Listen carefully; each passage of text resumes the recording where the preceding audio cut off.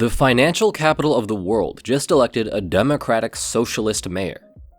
Democrats also won big in governor's races on the East Coast, possibly creating a blueprint for how they win back the House in 2026. So how did we get here? Well, it all starts with that New York City Democratic primary. When Mamdani launched his primary campaign, he was challenging Eric Adams, the centrist Democratic mayor who won the 2021 election in a landslide.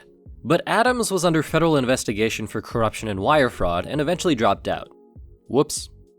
Instead, Mamdani faced Andrew Cuomo, the centrist former governor of New York who resigned 4 years ago over sexual harassment allegations. New York politics is clearly a mess, and this was apparently the best they could do. Mamdani campaigned hard on affordability and made a cross-endorsement deal with Brad Lander, a left-wing Democrat from Manhattan who was polling in third place. They encouraged their supporters to rank each other second in the ranked choice primary in order to stop Cuomo.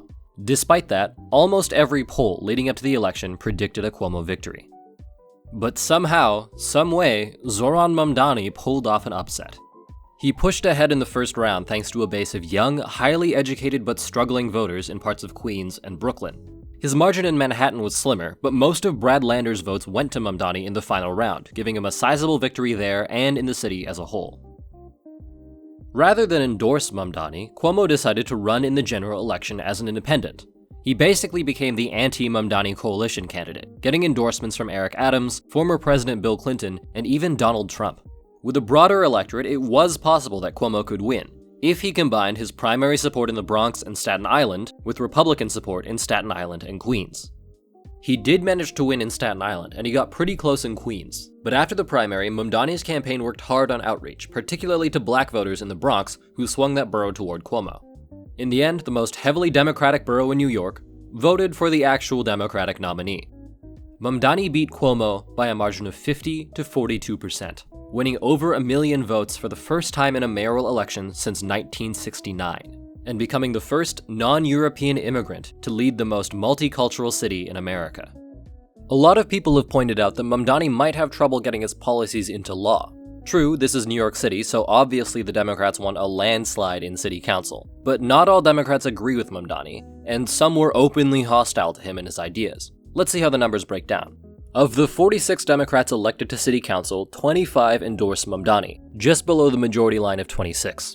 Add to that the 5 Democrats who did not endorse but were supported by the Progressive Working Families Party, who also endorsed Mamdani, and you get about 30 Democratic council members who Mamdani could work with. That's enough for city council, but many of Mamdani's policies on affordability are funded by changes in the tax system, which can only be done at the state level. New York's state-level officials have to face voters during the midterms next year, and so far the centrist Democratic governor has said no to raising taxes.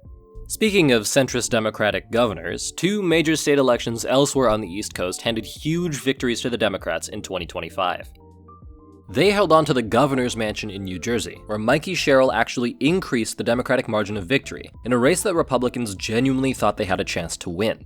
In order to win, Republican candidate Jack Ciattarelli needed to combine traditional Republican support in suburban South and North Jersey with the more urban Latino parts of North Jersey that swung toward Donald Trump in 2024. Instead, he lost ground in both areas, making the Democrats the first party in over 60 years to win 3 terms in a row for governor.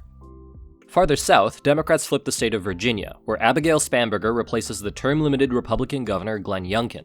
Spanberger won by driving up turnout in the heavily Democratic DC suburbs of Northern Virginia, and also by gaining votes in and around the state's mid-sized cities.